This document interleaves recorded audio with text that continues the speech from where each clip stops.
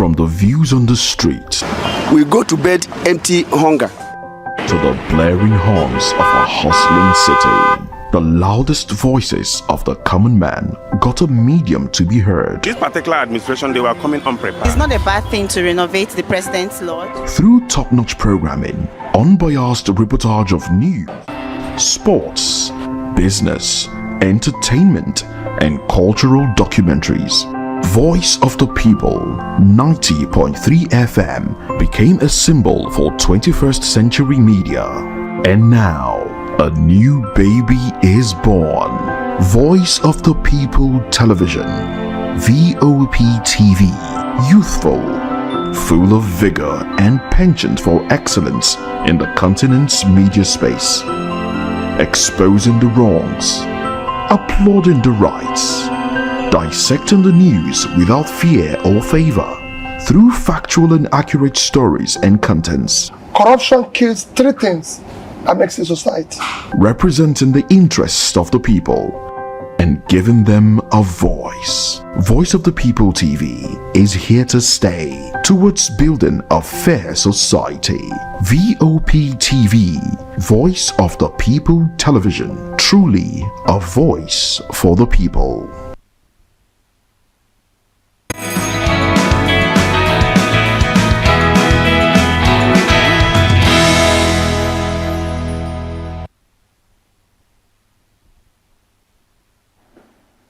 Hello and welcome to another interesting outing on VOP this morning. Well, it's the 6th day in the month of January 2025 and work is back, commercial activities back in full swing, of course, in Lagos, where we are broadcasting from, and across Nigeria. I am Moses Humphrey. And over the next 2 hours, one of the issues we'll be dealing with this morning is an incident that happened to a media mogul, a businessman who narrowly escaped death in a shocking encounter with soldiers in Anambra State. Now, this speaks to the insecurity in the state, but this time around as perpetrated by Nigerian military. Oh well, we'll look at this and a few other issues. All right, good morning and thanks for joining us on VOP this morning. I am Chukuma Okoro. When we move away from that, we'll also talk about TINUBU's government punishing my people, targeting my family, crushing our businesses for opposing him. That's coming from Peter Obi, the presidential candidate of the Labour Party in the 2023 general election. Now, Peter Obi has cried out and said, look, it's not easy to be in opposition in Nigeria, and the government of this administration is coming after me and my family. Oh well, we'll look into that because we have panelists that will help us make sense of all these topics. Oh yes, of course, and you can be part of the conversation as always. It is Voice of the People.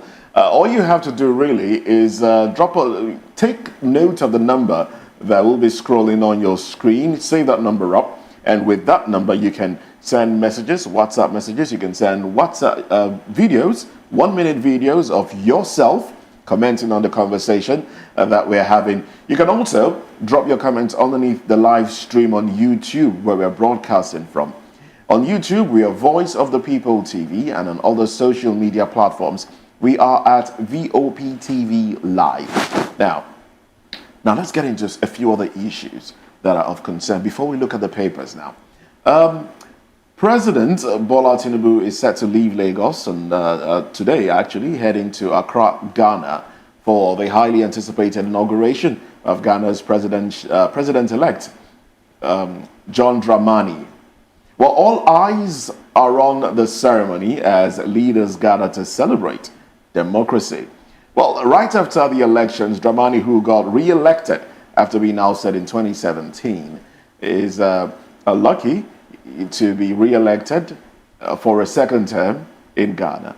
And INEC, observed that election and pointed out a few things that they have learned, while also pointing out a few things that they believe Ghana's electoral body took from Nigeria's 2023 election. So, well, the president will be representing Nigeria, of course, and ECOWAS as that ceremony. Chukuma, what do you have to say in that regard? I'd like you to be very clear on what you said. Our INEC said that Ghana did well because they learned from us. It's not because they learned from us, but we also saw things that they did that we just might, No, the question is, are we learning from them? Are we learning from Okay, them? because Ghana happens to be a beacon of democracy in West Africa now. And our president going there as president of the Federal Republic of Nigeria and as chair of ECOWAS. I think it's brotherly. We call it brotherly thing. Ghana and Nigeria have a shared history, of being English-speaking West African countries. The closest, I think we are caught in between by two French-speaking countries, Benin and Togo. So there is this affinity between Nigeria and Ghana, which goes back in time, right from the time Nnamdi Azikiwe came back from US, set up shop in Ghana, and people like Kwame Nkrumah and all of them. There's this kind of brotherly relationship between Nigeria and Ghana. And I'm happy that this present administration is trying to strengthen that bond, that bond of brotherliness. Because like you said, when in the first country that John Mahama visited after the election was Nigeria. It speaks a lot in international diplomacy, When after elections, the first port of call signifies some kind of strong relationship, strong ties between both countries. But I'm happy that, look, Ghana is taking the lead. Let's learn, from each other what we can do. It's a good thing that our president is going to. But as he's going there, let him also learn few things from the Ghanaian president, and all of that, because, like I said, Ghana is more like becoming a beacon of democracy. Hope for West Africa and Africa in general is a good thing. So, for me, it's congratulations to President-elect. And as he takes office today, let him reenact that thing that he did that brought him back to power. And I wish that our president will also have a one-on-one with him so that they can share ideas on how to move Africa, West Africa forward. I'm not particularly sure he did anything that brought him back to power. I think if he didn't, Ghanaians just like to see change after every 8 year, after every circle of 8 years. He did a few things. No, you don't mend it. You don't mend it if it's not broken. He did a few things that made him lose election in 2017. Okay, but the person that took over from him did worse things that actually made Ghanaians bring him back. Oh, but he ran for at least. So because Ghanaians saw full term. Okay, Ghanaians saw that Akufo-Addo ran his full term. 8 years. Now, in those 8, is it 8 or 10? 8 years. 8 years. Okay, so in those 8 years, I think things were broken. So Ghanaians are trying to mend it with the first person that actually did a better job. If you ask me, that's what I think. Okay, what you that's think? What I think. Okay, that's a good way to put it. That's what you think. What I think. No problems. But I think Ghanaians just wanted change, and well, let's see how this change. The kind of change works out for them. Is it the kind of No. There's something they call there's something they call 2015 BC. You know what that BC means? Before change. Before change. Before change. So when you talk about 2015 BC in Nigeria, you are talking about the PDP days before the changes, before the APC change and all of that. So I hope it's not that kind of change. I speak for my brothers in Ghana. Okay. That's not the kind of change that they will have. Let's see. 4 years, it's a short time. It's a long time as well to do a lot. For anybody that means business, it's a short time. It's also a long time as well. Let's see how well he will be able to revamp the economy, seeing that there's a global touch to it as well. I don't really believe in that global touch because economies are making progress. It's all about leadership. All right. Let's see how this one works out for Ghanaians. Oh, well, there's another issue that we'll be looking at. Now, the Bauchi State chapter of the People's Democratic Party, PRP, has condemned the allocation of over 3.4 billion naira for fueling vehicles, generators, and travel expenses in the 2025 budget by the Bauchi State Government and the State House of Assembly, describing it as a shameful display of mismanagement and greed. That's a lot of money.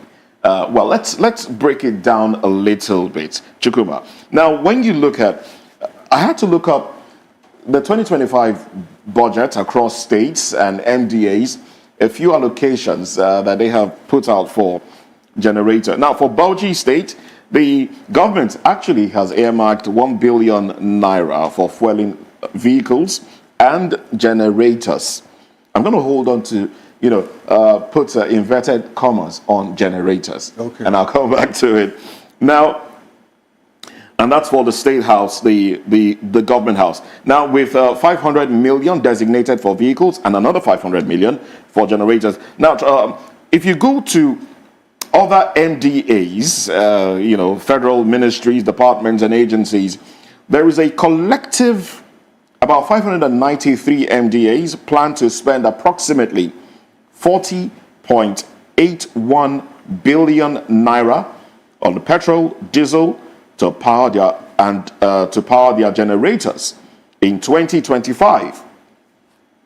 Also, State House, by the federal government, State House generators, a provision of 1.99 billion naira has been made to fuel generators at the State House, that's talking federal State House, next year.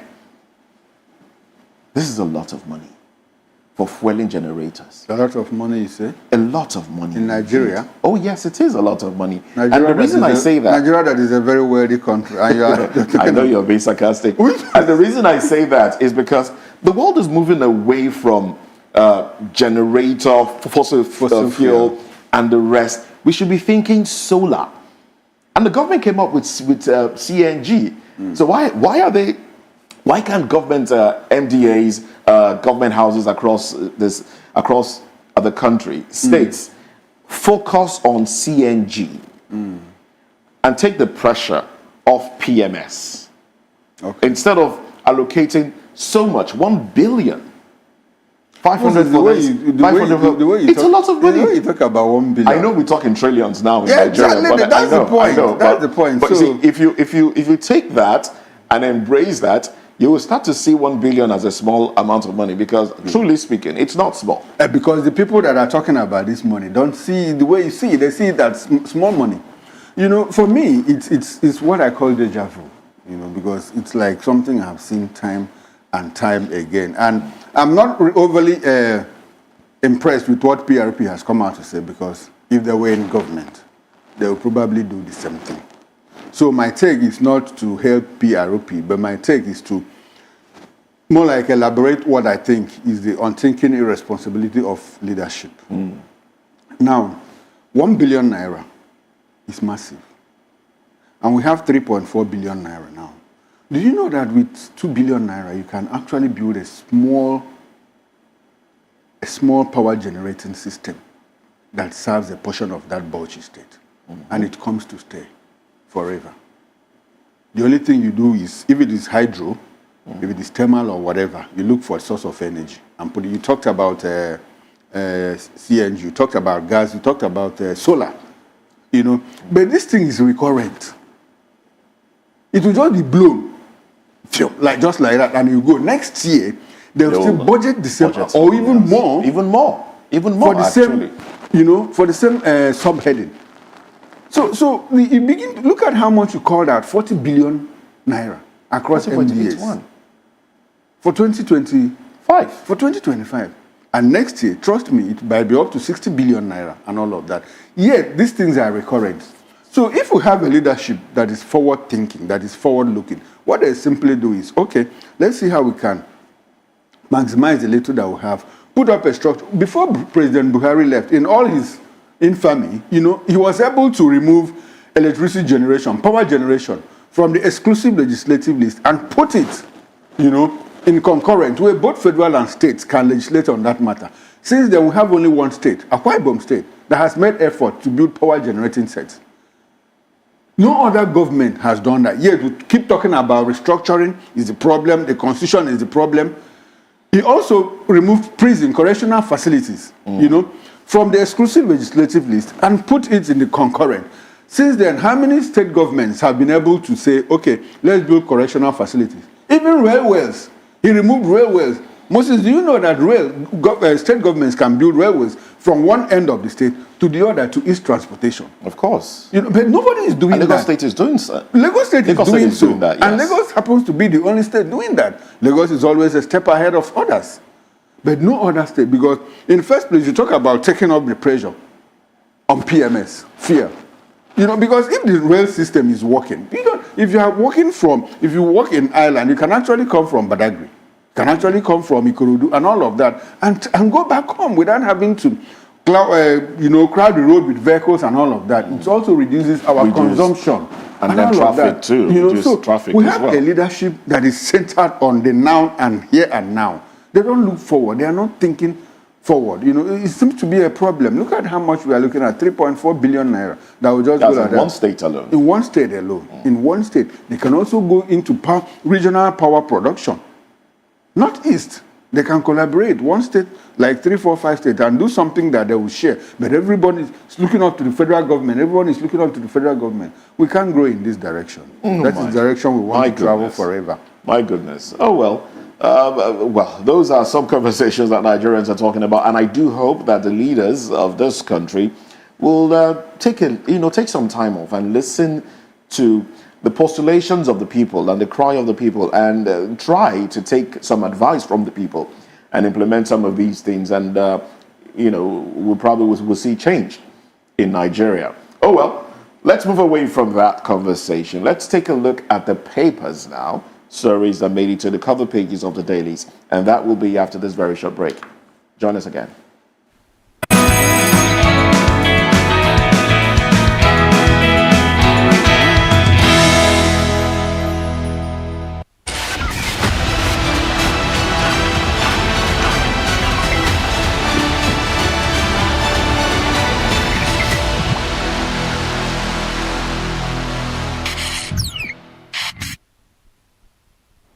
All right, welcome back and thanks for staying with us. Now, let's take a peep into major headlines from some of the newspapers. We have the Guardian newspaper, we have The Nation, we have Blueprint and Daily Trust and others. But let's start with the Guardian newspaper with the banner headline, Fresh Agitation Trails State's Poor Execution of New Minimum Wage.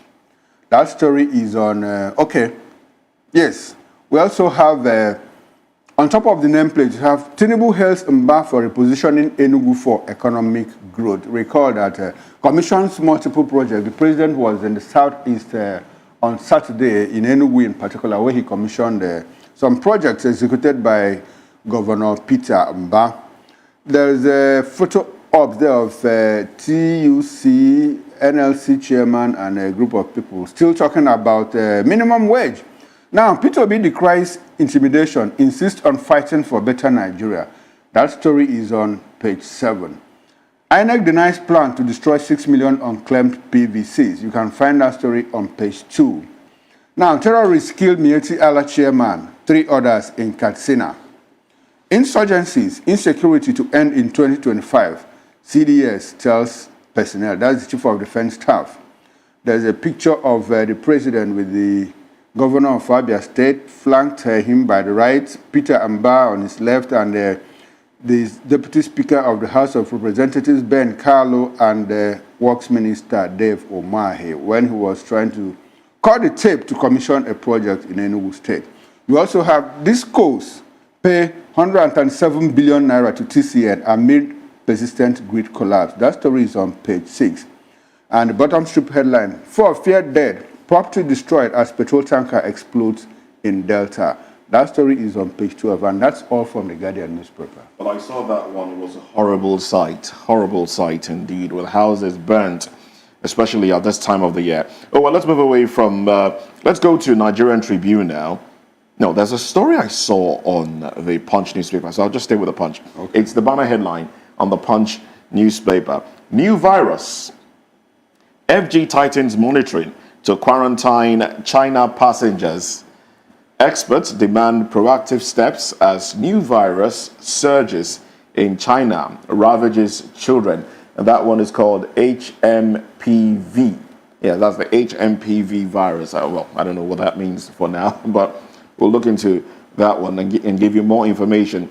Now, right beside the masthead, LP can win 2027 poll without merger party. And then we have APC dismisses PDP's threat to unseat Oyebanji in 2026. 5 feared dead, banks burnt in Delta tanker explosion. Family solicit funds to bury Nigerian student in UK. 18 policemen present when hoodlums attacked me, Oshun Monarch. 18 policemen present when hoodlums attacked me. Oshun Monarch. Yuletide holidays, Lagos, Kano, Delta, other schools resume today. These are the headlines on the cover page of the Punch newspaper. Okay, up next is the Nigerian Tribune with the banner headline, LND seeks South backing to form National Party. That story is on page 22 with the writer says new platform will be for Nigerians dissatisfied with APC, PDP. Now, we know headlines. Remittances from abroad show up Naira, boost exchange rate. That story is on page 3. How dirty December defied Nigeria's economic crisis. Billions spent on parties, cars, hotels, concerts, fireworks, films. Now you have Yuletide, fintech payment platforms hold sway as bank customers lament poor services. That story is on page 6 of the Tribune. We have importers seek quarterly exchange rate regime, duty waiver to revive trade. You can find that story on page 6.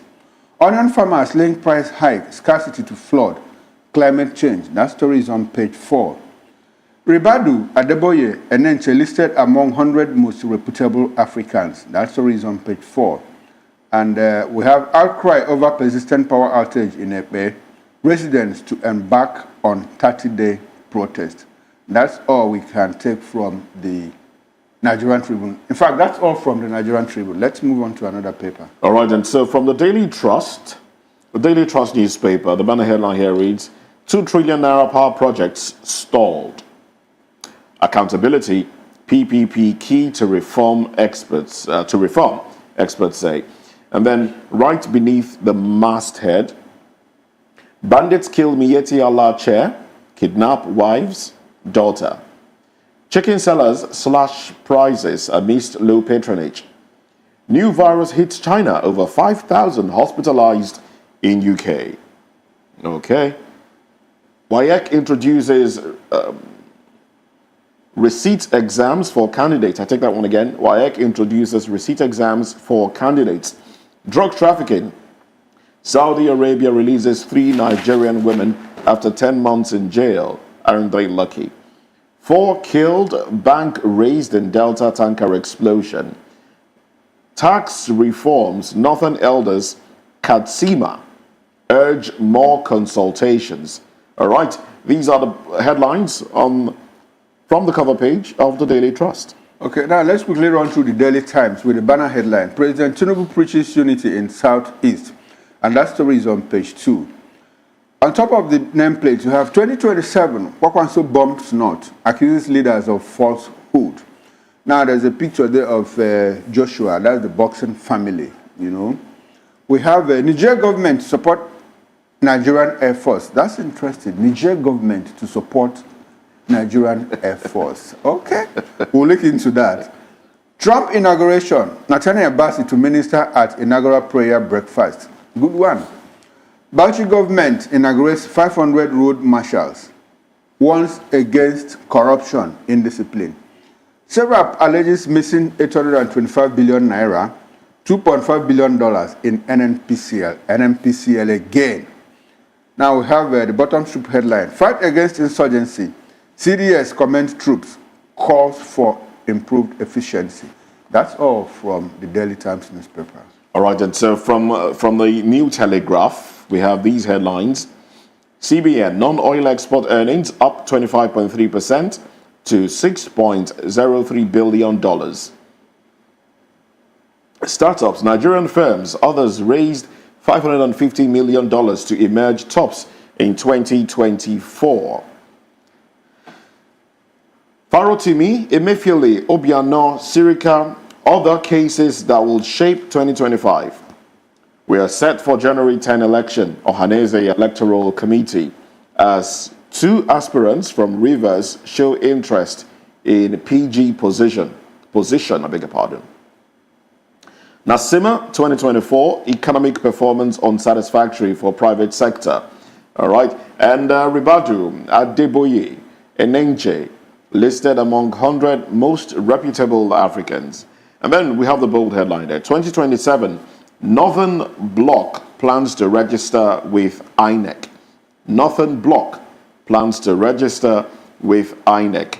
And the riders, heeds Gowon's counsel to seek South support for cohesion, inclusivity. Says existing parties failed to address Nigeria's fundamental challenges. All right. And then we have another headline here. Insecurity. We may engage local arms manufacturers, CDS. NAF recorded success in operations against banditry, terrorism, AOC. Bandits kill Katina Mietiala chair, abduct wife's daughter. Army decorates first female infantry corps warrant officer. And these stories can be found in pages 7, 8, 26, and 28. PDP will produce more governors. Take Asurok in 2027. NWC. Diri urges colleagues to strengthen party, save Nigeria. And then the bottom strip headline there. New advisory links alcohol with cancer risk study. All right then. Coming after the Yuletide. Interesting headlines. Quite interesting. Now let's quickly rush through the first news with the banner headline. Saudi monarchs to Tinubu's government. Tackle food crisis, alleviate hardship now. And beside the nameplate, you have Tinubu to attend Ghana's president-elect Mahama inauguration, January 7. We have some window headlines. Ahmed destroyed 20 illegal refineries, arrest suspects, seizes 190,000 liters of oil. Saudi Arabia frees 3 Nigerian women after 10-month drug detention. Tanker explosion in Delta kills 5, destroys banks, property. Terrorists kill Mietiala chairman, abduct family. Now there's a picture there of the president in Enugu while he was commissioning a project executed by Peter Mbadi, the governor of Enugu State. Sarah demands NNPCL explain missing 825 billion naira, $2.5 billion refinery funds. Okay, away from that, Kubana chief priest, man, Bonner boy gave $30,000, isn't my brother. And the bottom strip headline, NSITF targets informal economy in 2025 expansion plan. And that's all from the first newspaper. All right, and lastly, we'll take The Nation. But before that, there's a story you read from one of the dailies when you said Niger government. Yes. Partners or, you know. Is it Niger? No, it's Niger State. Niger State. Niger State government, okay. actually. Okay. Niger State government has reiterated its commitment to support the Nigerian Air Force. Do they have an option? Well, let's go to The Nation newspaper now. The banner headline here reads, Battle rages in PDP, NWC. Sub-riders, Damagum excluded as court-ordered secretary. Others visit governors. Party elders accuse Oberwari of romancing APC. And then, petrol tanker fire wreaks havoc in Delta. 2 feared dead, buildings razed. Filmmaker arrested for huge drug shipment. Wanted socialite also held. And then we have some more headlines here. I feel at home in Enugu, says Tinubu. No TIN, no exemption from withholding tax. And then the bottom strip headline there. Farmers blame onion scarcity, price hike on flooding, climate change. Well, these are the headlines from the dailies that we have for you at this moment. We'll take a break. When we come back, we will be looking at the major conversation.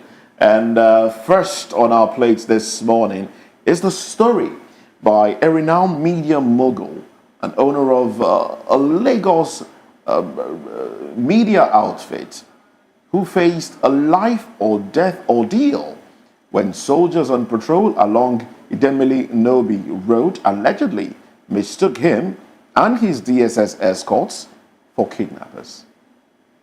Oh well, let's touch on this when we come back.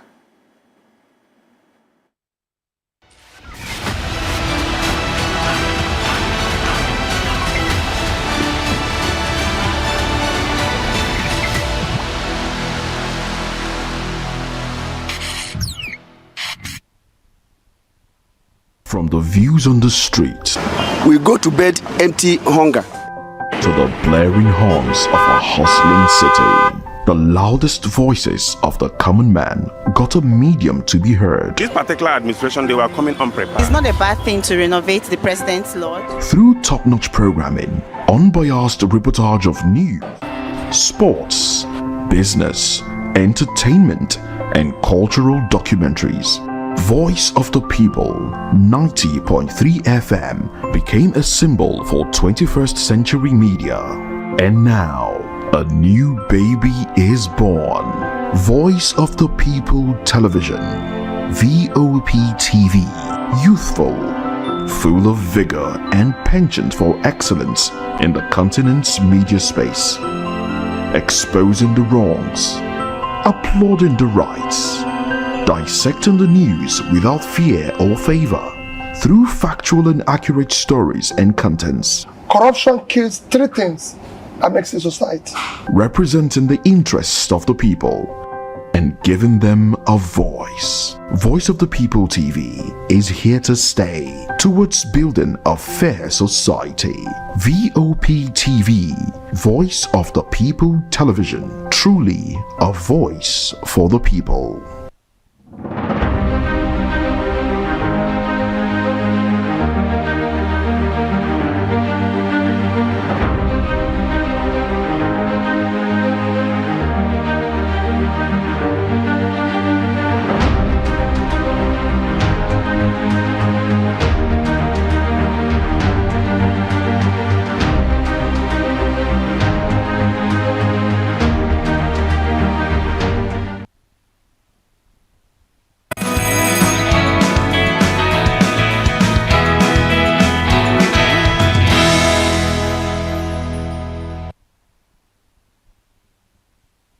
Please hold on. Okay.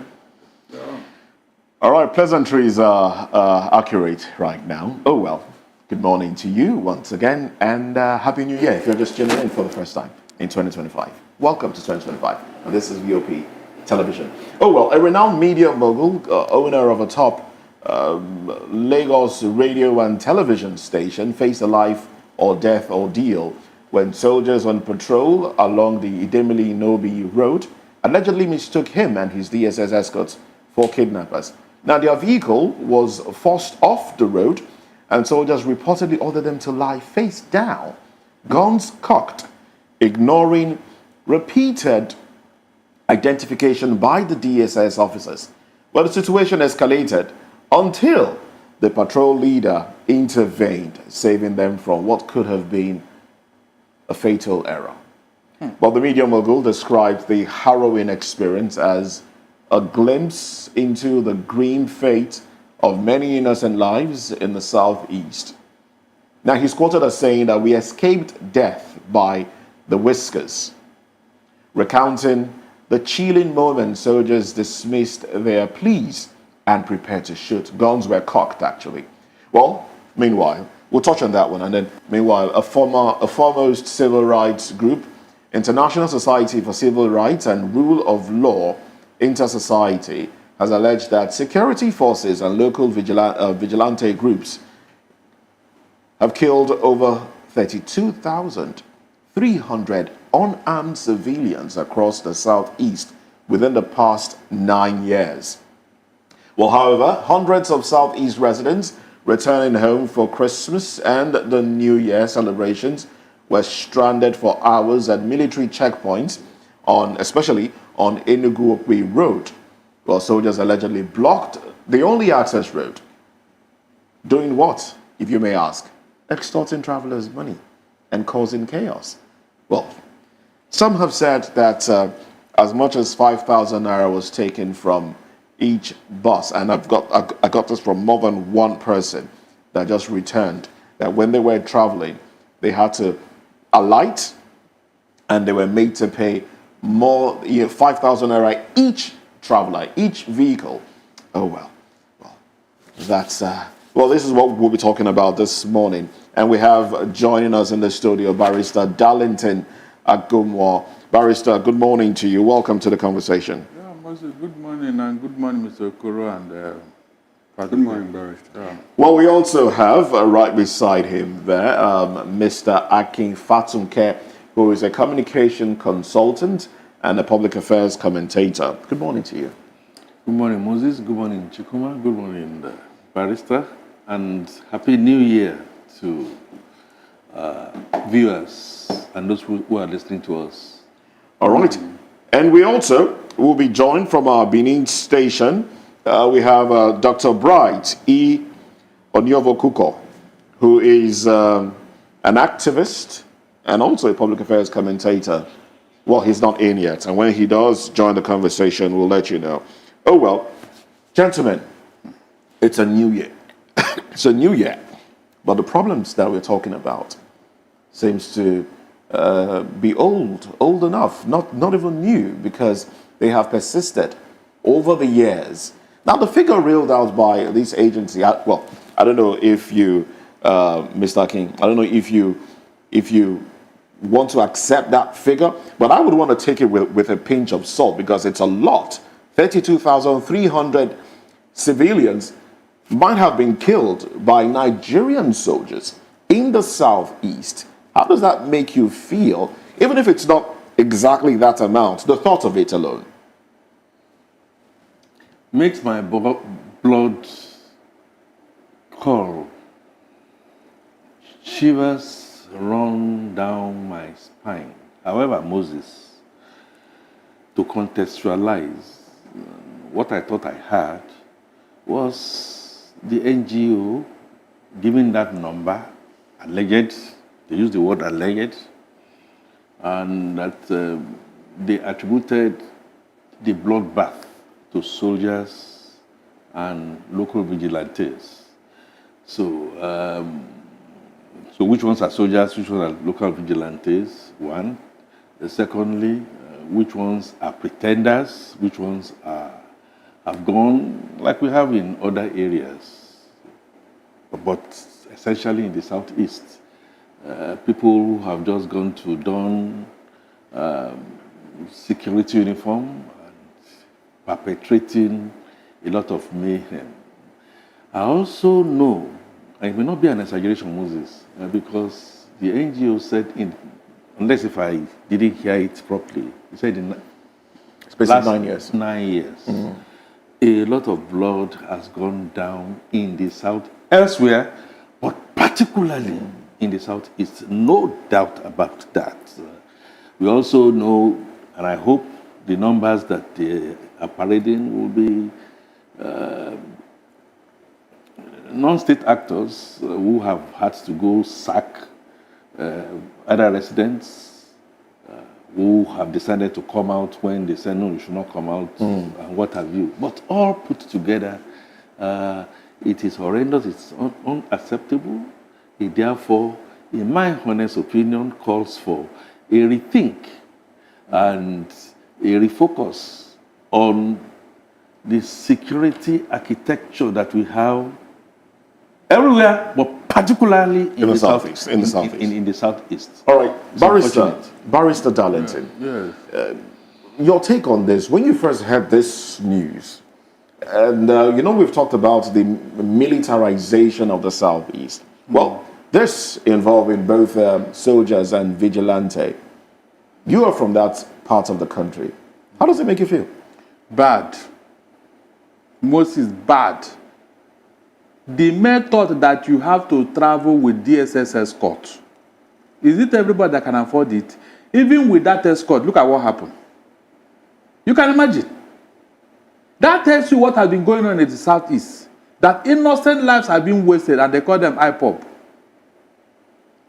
They call them IPOB for no justifiable reason. Do you know that under the law, if you cock a gun and an innocent person, it's a crime on its own. But how do you not identify? to talk of telling an innocent man to lie down on the ground with DS. That means if that mistake had been made, Moses, they will never own up. They will tell you it was IPOB that did it. That is what you would have had. They will tell you it was IPOB, especially when DSS is involved. Then their hirelings and supporters will go to town. How can military kill DSS even when they show their ID card? It's not possible. It cannot be military. It cannot be Nigerian soldiers. They must find a way to excuse it. That's what would have happened. You will now juxtapose it with me. What are you talking about? When I say yes, because when you kill 1,000, you have dislocated another 10,000. Because it has ripple effect. When you kill a breadwinner of a family, you have killed that family. True or false? You have killed that family. So it's not about the number. It is the sheer audacity. You don't do that. Even in a military combat, in a war situation, when a man has surrendered and raised his arm, you dare not touch him. It's against the Geneva Convention. You still ask him to lie down. Dehumanization. There are so many crimes that was committed by this single event. I'm not joking. I wish the man involved should take this thing up. Okay. Right to the chief of army staff. All right. This is a crime against as human right now. Barrister Ellington, in the face of what happened, to this man yesterday, the report I read says that, look, that they were accosted, by soldiers. They were actually double-crossed by soldiers. And when they tried to identify themselves, the soldiers say that the DSS tried to identify themselves. They said, soldiers said that their ID cards were forged and all of that. Meanwhile, the DSS were also armed. They were armed men. What do you think will be the response of the military? My dear, except because they will tell you they are not aware. That's what I'm saying. That should make sure that this particular incident get to the chief of army staff so that he will know the type of human being he sent to the southeast. Because anybody that IPOB member, you remember what they said during the Yuletide, that the DSS have helped to curb insecurity in the southeast, that they were able to neutralize, kill and all that. And nobody was able to go and take inventory. If they actually killed IPOB members, or they were killing innocent civilians that came home for Christmas. Now, another question would be, is there no way that the soldiers could have identified the DSS without having to reach their office? My brother, don't look at that. Is there no form of... I am telling you, they identified themselves and where they are coming from. What will it take you to make a call? They came from a particular station. They are from a particular formation. Make a call. All right. Then. Why do you have phone? Okay. Even the ID card must have a serial number. Does it have? Does it have a barcode? I said they have. This is the security agency now. They must have all those things. All you needed to check it out. Right. When you are not convinced, then you cannot take them to the station. You don't even need to take laws into your hand. All right. You understand? They have already identified themselves. They obeyed you. All right. Terrorists who don't do that. Okay. I mean, kidnappers. Who do they even kidnap in the first place? Okay. Let's just assume that there was a misconception somewhere. But let me bring you back into the conversation now. It's not the first time this is happening. This has happened many times. Some of them reported, some not reported. But let me take you back to the Wadume incident, where policemen doing their job arrested him. He is allegedly a kidnapper. And they were taking him to, well, you know the story, so I'm not going to, bore you with all of that story. And they also presented their ID cards, but they were shot at.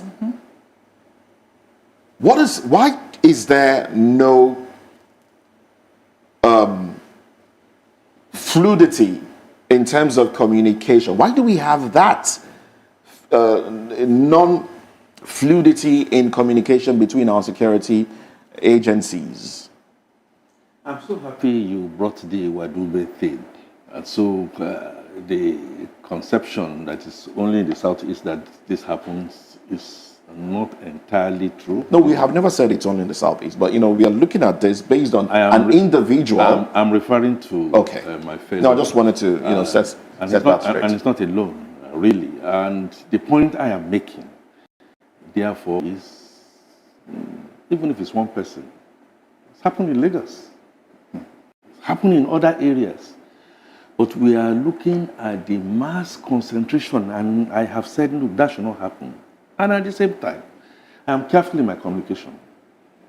And it does not matter what anybody thinks. I am very, very, very careful to say, he asks that question, he's interested in what the military will have to say on this matter. And I think it's a fair point that the military will need to really investigate and investigate thoroughly. You may not trust the outcome of the investigation. You may say it will not reach the light of day, but it is very, very important at this stage as we are moving towards a January 15 Armed Forces Remembrance Day. At this time when our military are making inroads in other parts, that we are careful in the kind of communication that we put across. One bad egg spoils the rest. No doubt about that. Now, back to the Wenumi. The Wenumi incident was traceable. We knew, and the military high command knew where they took off. They were doing their radioing, and again, clash between the police and the military. It's gone back to the Ogugwaja days. If you remember the Ogugwaja and pepper soup. So, but I agree with you, Moses. It's becoming one time too many. And I am interested in this investigation to be thorough. How it is done elsewhere, I don't have to be a military trained to understand that things like this, you do mystery shopping. What is mystery shopping? You go on Mufti and you'll be able to catch a police officer caught people in Mufti, go and see exactly what is happening. Then, again, the journalist, unnamed, okay, but I agree with my barrister. Please, yes, you remain unnamed, but high time. Don't allow this to be swept under the carpet. Yes, you've saved your life, but do you know how many other lives will be rescued, should be rescued in future if we give the correct information? Now, DSS, I also know in the Wadume case, it was also alleged that DSS ID cards that he said quite rightly should have a barcode.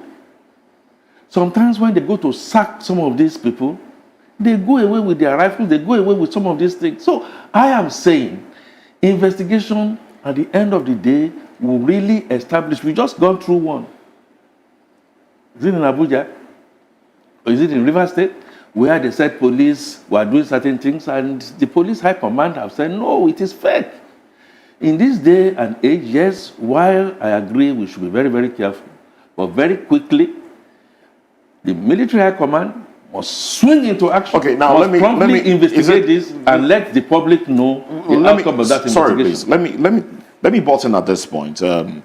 We know that it's against the laws of Nigeria for an individual who is not a military official to put on the military gear, the uniform, to put on anything that looks like it. Yes.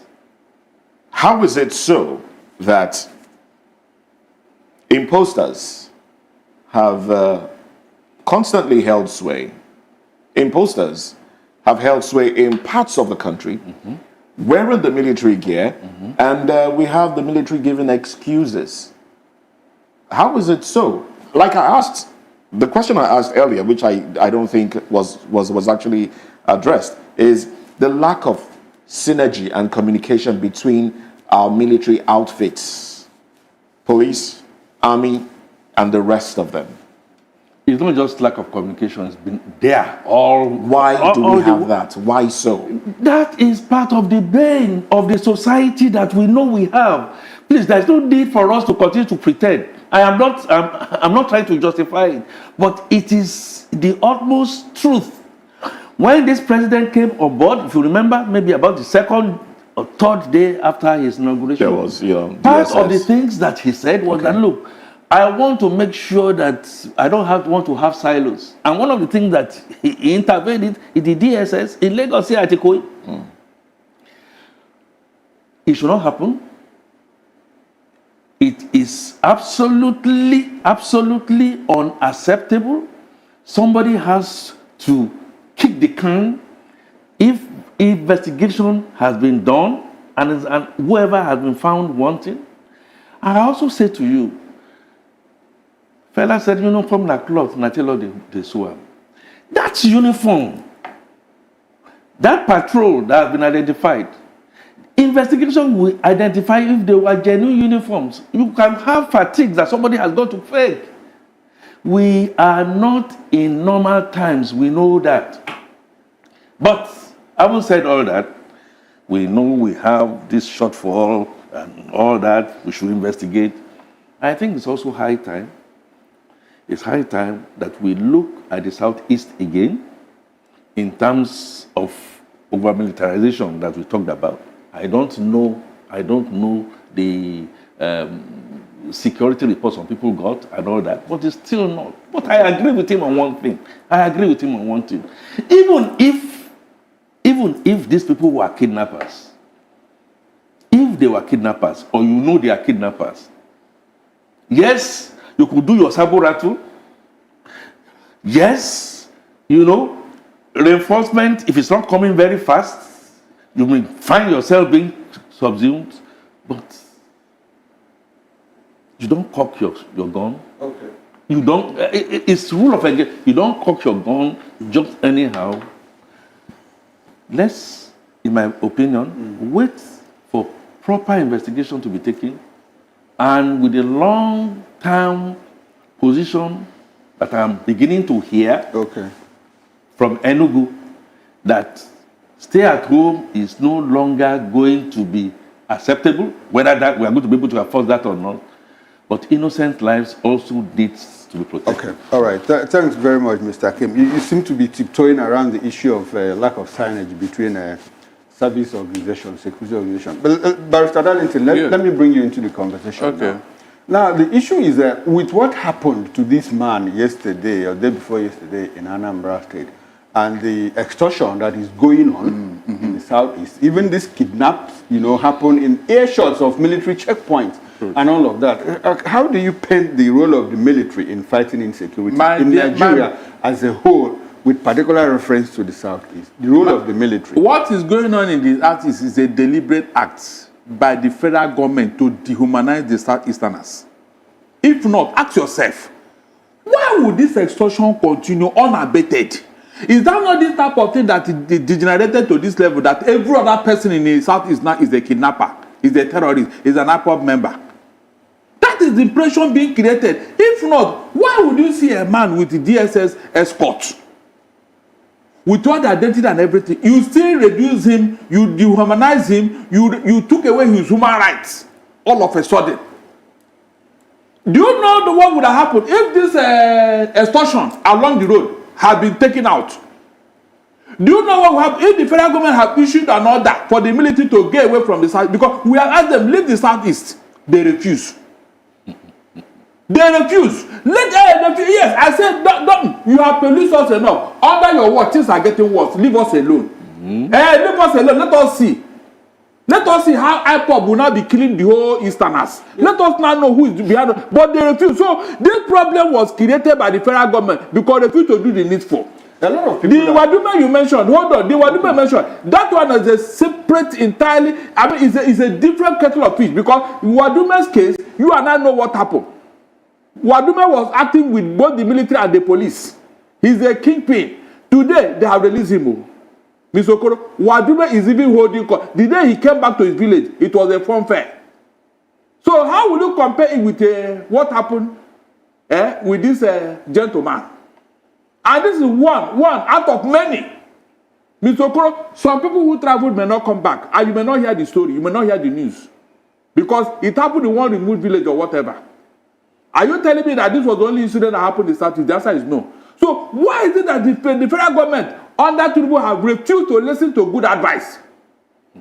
Because a lot of people are concerned that in the midst of all these military checkpoints, insecurity persists. Yes, so exactly. The soldiers are there, policemen are there, and people are being killed in cold blood. That will tell you the essence of having this military checkpoint. Thank you. That is why I said let them leave.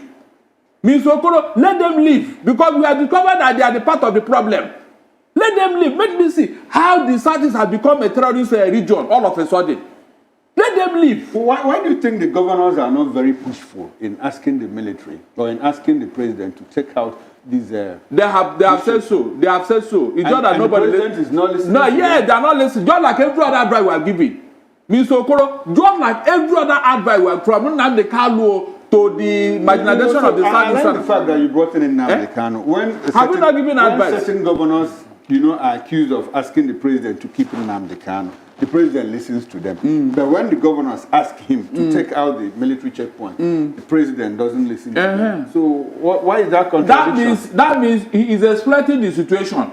You know, he chooses what you want to hear. I am telling you, if TINUBU want to release Nnamdi Kanu, nobody will tell him what to do about it. Nobody. All this now that one governor or this other, he just using it to exploit the situation to his own advantage. He doesn't want to do the needful. How about these military men that have taken over the Southeast? What are they doing there? Does it look like the federal government is benefiting anything from making the Southeast or allowing the Southeast to remain insecure? Of course. What would that be? When you want to enslave people, you start by dehumanizing them, by reducing them to nothing, by making sure that they don't have a say, by making sure that they are subdued, that nobody from there will come up to talk or challenge you. That is what they are doing, nothing else. They want to make sure that the economy of that place is down. Deliberately. If not, why have they not taken steps to do the needful? That's my question. These people that you would, in fact, they should be even ashamed that the military they took to Southeast to come and take care of insecurity, that under their word, the thing escalated. Is that not a cause for concern?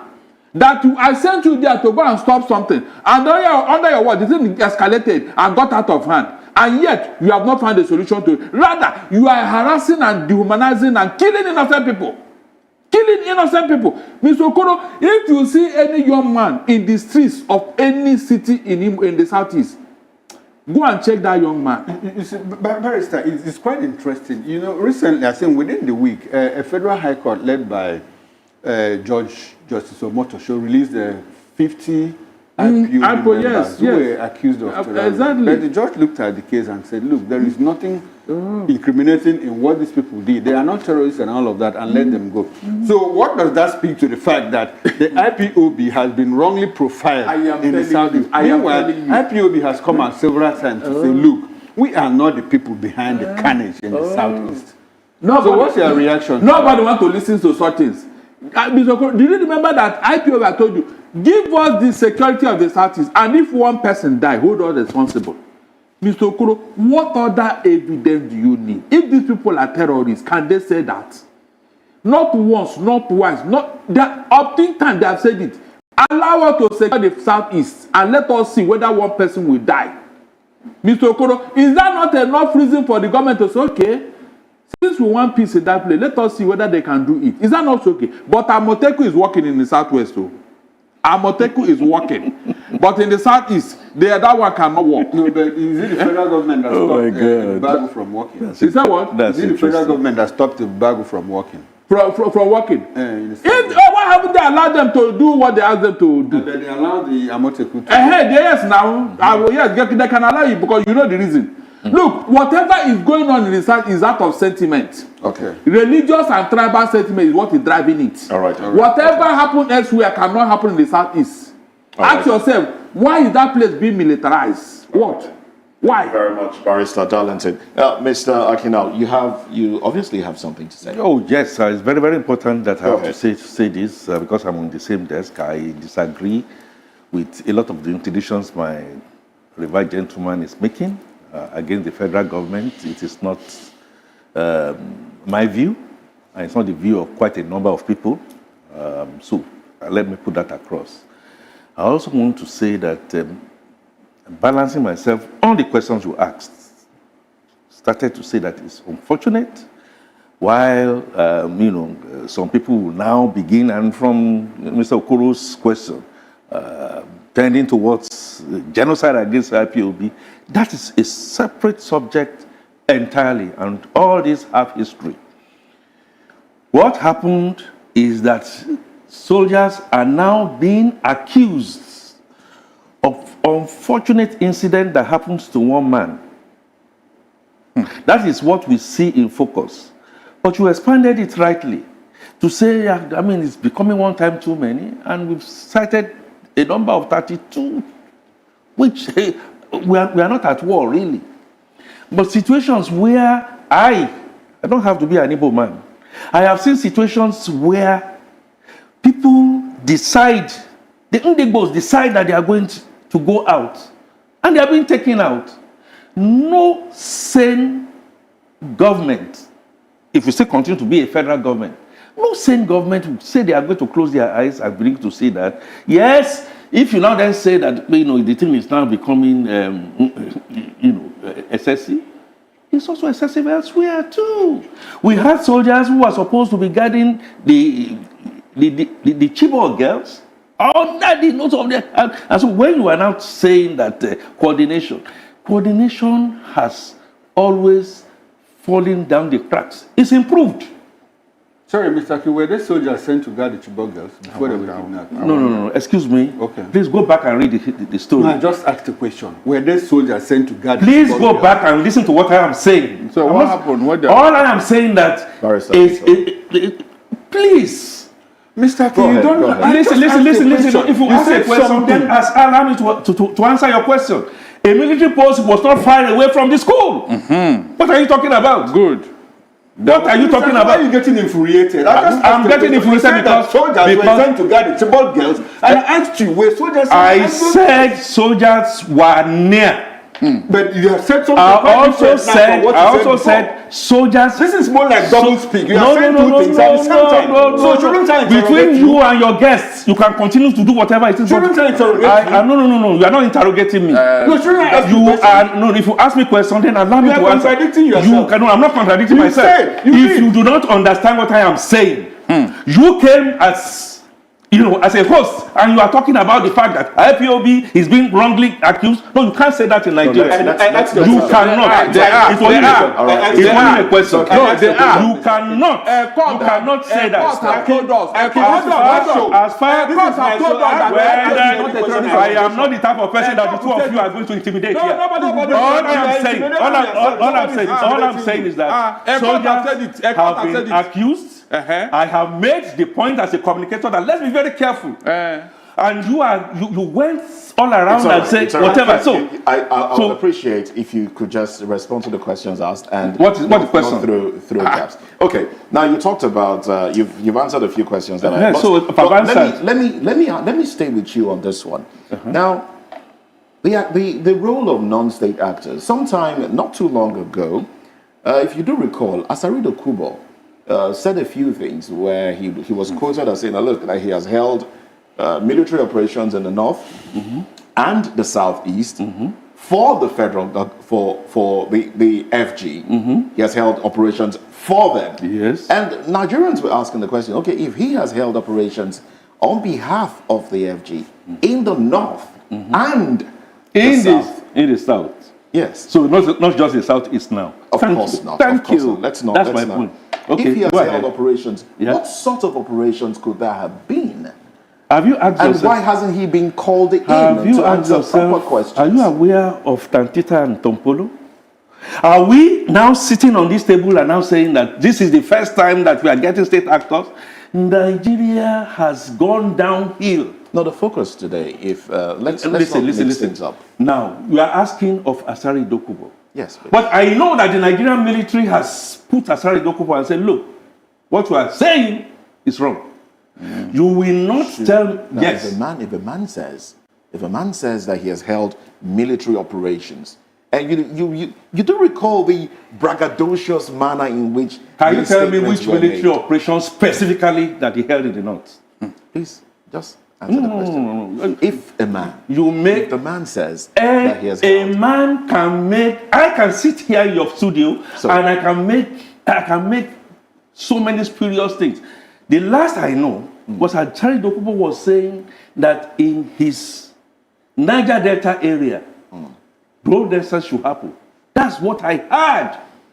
But I also know, as a fact, that non-state actors have been acting not just in the military. okay, let me take this excerpt. In the oil and gas, that much we know. This is an excerpt. My agitation, therefore, is, an attempt. And I said, look, they can hold their opinion. Excuse me. The attempt to now want to railroad I on this seat will not sit and agree that you want to railroad that there was a deliberate genocide by the federal government of Nigeria to decimate the Southeast. It is not true. Okay, fine. Sorry, please hold on. Okay. I understand your position, but I think you're being a little too personal about this. If you want us to take a break for you to get a glass of water. No, I don't need a glass of water. Okay, so let's continue. Let us be very, very, very objective in what we say. Okay. I do not believe that the federal government has genuinely decided to go and do genocide. Let him ask the question. I am free. I am free. Mr. Moses. And I believe my point is already made. Barrister, I'll come to you, please. I'll come to you, Barrister. Let me stay with you on this one. Now, yes, you said you haven't heard a few things said by Asari Dokubo. So let me take this excerpt from a publication. This one was by the Daily Post, so you know who to hold responsible. It's the Daily Post. Okay. A Daily Post newspaper published August 30, 2024, last year. Yes. Now, this report, actually, Hurua called for the arrest of Asari Dokubo. And the comments that brought this up was an interview that he held where he said, look, he undertook assignments for the federal government to combat terrorism in the north and carried out operations in the southeast. And then the question arose. What is the capacity? What capacity does he have? In what capacity as a non-state actor? I also know that... Could you just respond in a few minutes so I can go to the barrister? I also know non-state actors are fighting terrorism, allegedly. On behalf of the federal government? On behalf of federal government, in the north, against Boko Haram. You know that. So, if during Jonathan's time, I know President Jonathan brought some of these people, rightly so, because we are looking at kinetic and non-kinetic approach. So if Asari Dokubo said he's gone out there in the north, perhaps to go get arms or whatever it is, I don't know the details. And I cannot be railroaded. You don't know the details. I cannot know the details. Okay. So because I don't know the details, I know state actors that have made many spurious things, statements in this country. That's fine. So it's alleged. Oh, it's okay. It's fine. Barrister. Yes. Go ahead, please. Please. Remember that one of the reasons why Nnamdi Kanu is still in detention is because of the statement he made. The alleged statement he made in a radio station in the UK. Is that not true? Now, somebody is here telling you how he is killing the Igbos with his own mouth.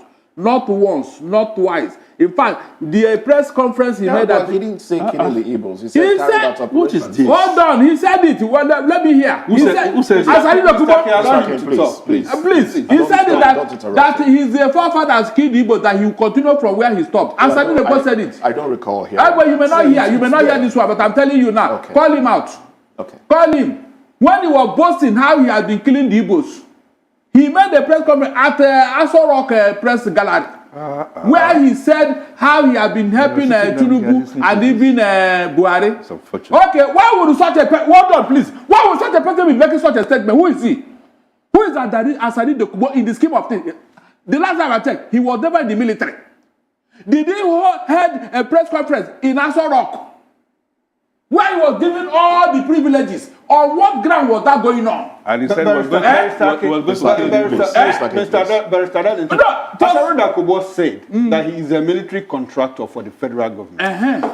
There's a difference. Hold on. There's no difference. Mr. Akikan, please allow him to talk. On what basis will you do that? Because for you to to hold such a post, you must have the credentials and the competence. Okay. Just because he was a militant.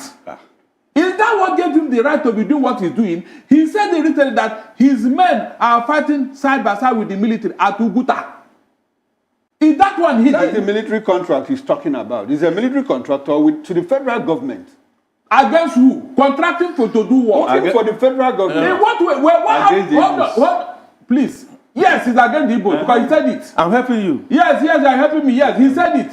He, Asari Dokubo have declared war against the Igbos. He said it that his men are fighting side by side with the military at Uguta. These On what basis? These are statements that are coming. No, hold on. Is that not true? Please. He said it recently now. Asaridogo said it recently. He said, please, we played it here. We played the signboard here now. When Asaridogo said that his men are fighting side by side with the military, recently, even as he's talking. What does that tell you? Do we have terrorism in the southeast? Please, somebody should answer this question. The court have told you that IPOB is not a terrorist organization. The whole world have told you that IPOB is not a terrorist organization. So, on what basis will you not go there with your military? Taking territories from the Igbos. And you are telling me that there is no agenda. Okay, that's... There's no agenda, B. There's no agenda. So the territories have been taken... Mr. King, please. Hold on. If we The want to ask terrorists you we are talking about, Moses. Okay. Please, when you see something that resembles like a snake, you don't just say, this is... No, call it a snake. Call a spade here. On what basis will anybody enter the southeast and be killing people? Either directly or indirectly. Nobody have answered that question. Is the Igbos, are we known for terrorism? Are we known for aggressive? They have already, yes, let me come there. Now the Kanu told you that he's not aware. In fact, he has denounced it. Hold on, it has, on whose fault? On whose fault? Who is promoting it? This is interesting. Hold on, who is promoting it? Ask yourself, who is promoting it? Tell me, I don't know. It is not people that they took to the southeast to go and take care of insecurity. Under their watch is going on. So who will you blame? Who will you blame, Mr. Okoro? I mean, Mr. Who will you blame now? You're of the opinion that they are, they are the ones doing it. They are the ones because look. If I am the commander in chief, and I told you I don't want insecurity in this area, go and take care of things. And under your watch, things are getting out of hand. Please, are you not supposed to ask that person what is going on? Okay.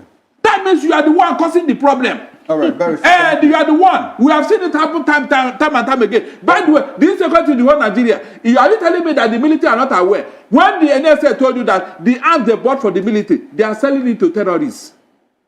No, is that one a fabrication again? I can't be a fabrication. Being sold to terrorists to go and kill the Barrister, it's fine. Mr. K, let me bring you into the conversation. Thank you. Mr. K, do you think that the federal government has done a lot to fight insecurity in the South? I wonder.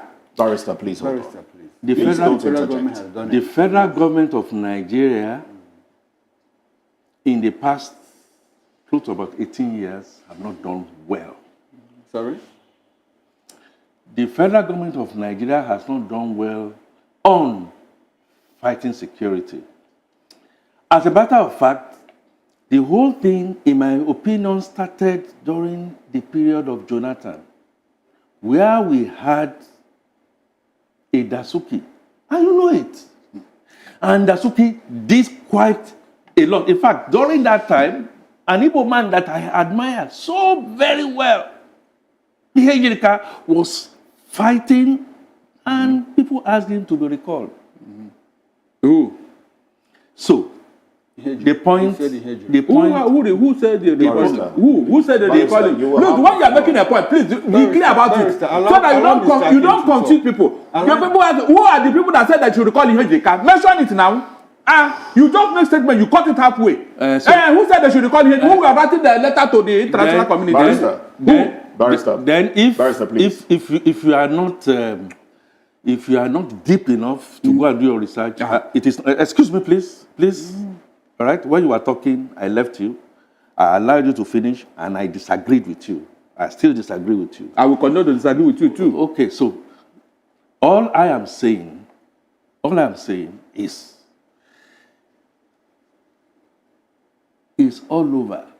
We have a half-filled bottle, not half empty. Mr. K, has the federal government done enough to fight insecurity in the federal government? Listen, I said in the federal government stance on insecurity also starts with the subnationals. This is where, so the focus is on federal government. You are not looking at your state governors. You are not looking at your OBs and your local. All I am saying. When I talked about state governors, all I'm saying. I asked but you asked me, and I've told you, President Bola met TINUBU, to the best of my hearing, has openly said that they haven't done as well, even though there is improvement. All right, then. I don't know what else you are asking All for right. me, and I've just told you that we must compartmentalize.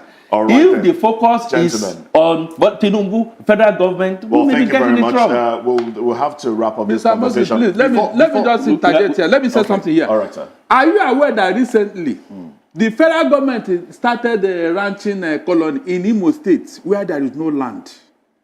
What does that tell you? Look at all the land in the north. Oh, it's not enough for them to do ranching. They are taking it to Imo State. And you know very well that these people who ply this trade, they are not good neighbors. They have never been good neighbors anywhere. They are ranching in Canada. If they are territory now, if they are territory, they should stay there. No. They should stay there. That's what we are saying. Now, Why do you now force it in a place where Buhari told you that is a dot in a second? Where is the land? We have Igbos and Yorubas Where is the land? are into cattle Where rearing. is the land? Where is the land? That's what I'm asking. So Gentlemen. you see where they create problem. Gentlemen. Tomorrow you blame the Easterners. Gentlemen, You blame them. when you both came into the studio this morning, you promised not to fight. It's a new year. We are not It's a fighting. new year. It was the We one are that not promised not fighting. to It is he who cannot It's okay. support the It's okay. public. He's deceiving He will himself. cannot- After now, You he's going to said say that you are going to take me for lunch. All right. But For the sake who of, told you? Do you know that Jonathan would have stopped that Barrister, insecurity? please hold on. Please He hold didn't on. say that. He didn't say Barrister, it. please hold on. With the For Edika, they would sake have of- stopped it. Hold on now. It's you who always say There is statement rule of halfway. engagement here. So When you want to make a statement, conclude it. I will not talk. I conclude it. You can make your bias All right, and for your the sake prejudice, of, for but the it sake of our doesn't viewers. sit with me. Wow. For the sake of our viewers, let's take that statement made by Asarido Kubo sometime in 2024. You take your leprosy hand to write. You don't have respect for the people who bought your father. Is it every Calabar man that is a Calabar man? Do you know your roots? That you talk to me. You don't know that people own this Calabar. You are law-abiding. Igbos, I don't know them. I don't know where they come from. Because I know that if not for British intervention, I would still be selling them. The way my father sold them. Now look at you people in Igbo land. Look at how you are dying. Woto. You are talking. You will do video to sell that Elijah has run away.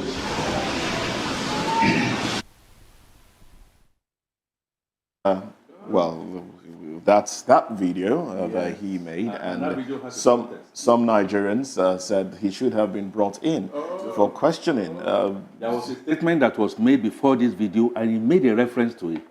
He made a reference to it. I won't say more than that. Really? He did not say he was going to go and kill the Igbos like you alleged. No, please. Killing them woto. But Mr. K, you said you never saw this video. I am telling you. When I tell you, he denied it. He denied He did it. say that he could sell that. No, you said there was no a such statement? I saw video, but what you are alleged did, what the two of you are alleging to say, did not come out of this video. Really? What time we killing them woto? What does that mean? As far as I'm Killing concerned. them woto. What does that mean? Tell me. All right then. Well, gentlemen, let's move on to another conversation. Thank you very much.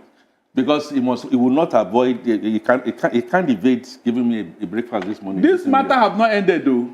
It have not ended though. Well, until Aki explained to me what himself and Asari Dokubo have been doing with the Igbos. He will I have seen one of his accomplices. Yes, will now because he said he never after had the it. program. After the program. He said he But never in the had it. meantime, That means he's an accomplice. You will, Barrister. I will tell you when you give me lunch. You never had In the it. meantime, You never let's look had at it. another You can issue. see now. He Let's was look thank at- God for video. If Barrister. not, he denied. He denied though. He denied. He did not Barrister. say what you said he said. Barrister. That's the point I'm making. Moses, I'm Let's listening look to at you, this. Jare. This is communication. Thank you very much for listening to me. You are not communicating. You are not a Well, communicator. let's look at another I'm speaking issue. English. Opposition leader Peter Obi, yeah, Mr. King. His name comes up here. Opposition leader Peter Obi. But he has accused Tinubu's administration of persecution and business sabotage. Well, let's look at this one when we come back, Mr. King. Oh, sure.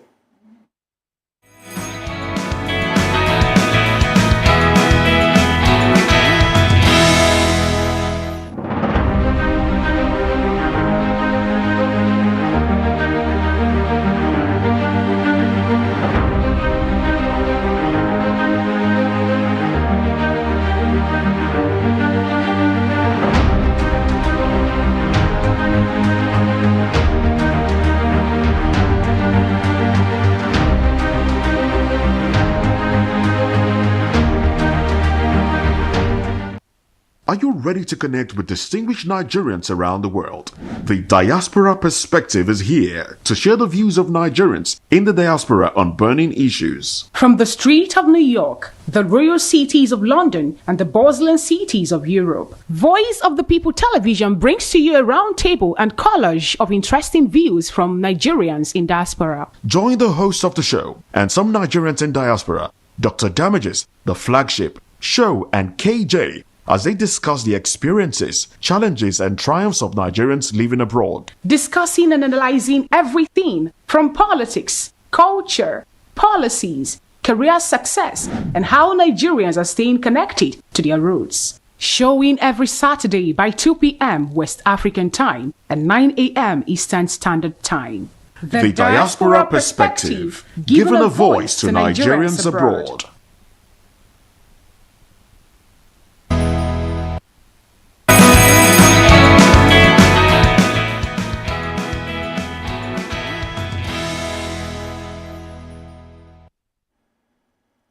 All right, then, welcome back and thanks for staying with us. Now, let's get into the second topic of discussion. Nigeria's main opposition figure, Peter Obi, has launched a blistering attack on President Bola Tinubu's government, accusing it of persecuting him, dismantling his businesses, and targeting his family. Okay. Obi, who ran against Tinubu in the fiercely contested 2023 election, claimed the regime is waging a witch hunt to silence dissent. The former Anambra governor painted a grim picture of economic decay and accused Tinubu of ignoring Nigeria's dire state. Tour the roads, visit the hospitals, see how broken this country is, Obi challenged Tinubu. Meanwhile, the ruling APC dismissed Obi's remarks as prophecies of doom, insisting the economy is improving and accusing him of misleading Nigerians for political gain. Oh, well, we still have in the studio with us here two gentlemen who are always at each other's throats. Barrister Darlington Agomo and Mr. Aki Fatuke. So we'll be right. Thanks for being on this show. Thanks for staying with us, and I hope you people comport yourselves. We'll be right to call us gentlemen. Please comport yourselves. My friend is not gentle, and I'm not gentle. Now, Aki, let me come to you straight. Please come straight. Straight. Now, I'm ready for you. Tour the road, visit the hospital, see how broken this country is. Obi challenges Tinubu. Is it proper for the president to tour the country, tour the roads, visit hospitals, and see how broken this country is? Is it a good thing for an opposition figure to ask the president to do? Okay, well, I will answer that very politely, that what Mr. Peter Obi is asking Mr. President to do, Mr. President already has it in his manifesto. And Nigeria has been broken. The health management system is down. He knows, Mr. Peter Obi knows. All the other opposition know. So asking... Does the president know? Yes, but that's what I started with. It's in his manifesto. Okay. So, Mr. President openly keeps on saying Nigeria was going downhill and that corruption and the kind of policies that we have is taking us backward. And I'm so happy that somebody from the Southeast, Mr. Peter Mba, has openly said, with some of the policies that Mr. President is doing, the Green School Initiative, the subnationals are now having more money. All I am saying, why do we have ministers? Why do we have state governors? Why do we have local government? If governance system is broken down, well, we know it's broken down. My grouse has always been, if anything is happening at Abakaliki or in Kwara Namuda, Mr. President, if anything is going on, Mr. President, and Mr. Peter Obi, he has a right to say what he has said, but those things that he has mentioned are now being systematically taken care of. Thank you. So, Mr. Aki, let's take, for instance, you have 7 children in your family. You pay their school fees. The boy goes to school. God forbid, he enters into cult and kills somebody. He's arrested. Who is going to take the blame? How do you mean? My boy who's gone to school? Yes. Who is over 21 years old? Do you know? Who is over 18 years old? Do you know what the law says? He's going to take the flag. Okay. Oh, so fine. When an administration fails, who do you hold responsible? When there's a collapse, systemic collapse in a whole country, yes. Who do you hold to account? I'm sure you heard me when in the last analysis. This house did not start to fall on May 29, 2023. This house has systematically been falling ever. Please let me finish. Yes, things have not moved in the kind of trajectory and the direction we expect in the last 9 months. However, I have seen direct and indirect attempt to stem things in the tide. I know that for sure. I mean, you may agree Who or you is may doing not that? agree. Is it the president or the governor? The policy of Who is trying to put things in order? Is it the president or the governor? the federal government. The federal government. And So when things go well, you give the credit to the federal government. But when things fail, you hold the subnationals to account. Now, That's exactly what you are implying. no. You cannot imply for me. No, that's what you mean. I know how to speak English and I'm clear. Nigeria is a federating unit. Okay. And on that federating unit, in the past 15 to 20 years of our democracy, we have been lying to ourselves. Things are not the way they should be. Okay. We are borrowing ourselves to stupor. And a man came in and said, look, this will not continue. We've got to get PN, P-E-A-N. But before we can get that PN, there has to be pain. Not a perfect gentleman, could not have been a perfect gentleman, but I know for sure that Mr. Peter Obi, that is the subject of our discussion, also acknowledged that. I am not sure Mr. Peter Obi directly said that it is Bola TINUBU that is responsible. He's now turning attention that please he needs to go out on the road. And I said, that's already in the blueprint. Mr. President need not necessarily have to go on the road, Yes, he's going to start to visit the state. All right. And he has started. Sorry. He started on a very good. Should I? All right. Yeah, go well, ahead. if you say it's Is that for me? Or for. No, I'm staying with you. Oh, on, I'm the happy. I'm statement. happy you decide to stay with me. If you say it's in the blueprint, at what point will we see the manifestation of it? And Mr. Peter Obi made his statement, and then he cited an example of when he was the governor of Anambra State, when the president at the time, Obasanjo, went to visit, and he took him on the road. And then that led to the repair works done on that road. Now, he also did say that, look, it doesn't have to be long trips. It could be short trips. Akwa Ibom to Calabar, a road that we know is dilapidated right now. He cited that. And then he cited a few other things, too. He talked about reducing the cost of governance. And then he said, to summarize the statement made, he says, implement visible and verifiable measures to cut government expenses, reallocating resources to critical sectors like security, health, education, and poverty alleviation. And then he talked about combating corruption as well. These are a few things. I think he listed about 11 of them. He talked about combating corruption. In all of now, that. if you recall, before you respond, when the president held the media chart, when asked what he intends to do to fight corruption, the answers were not very clear. Nigerians, journalists were not very satisfied with the answers provided. Were you satisfied? Because I know you watched it. So now you are married. Yes, I have. I don't have a problem. I was satisfied. So that's not the focus. In all the with the fight against corruption, the points that with the fight against corruption. Okay. This president came and you saw how he began tackling the issue of CBN. If you don't see it, it's unfortunate. No, but that would be, in my mind, would be a distraction. The first thing that you need to do when you have a leaking tap is to first of all try and block and get the systems in place. Okay. You cannot continue, so Mr. President should come in and, oh yes, we haven't done enough. The point that Mr. Peter Obi made, that I embrace wholeheartedly, is the issue of cost of governance.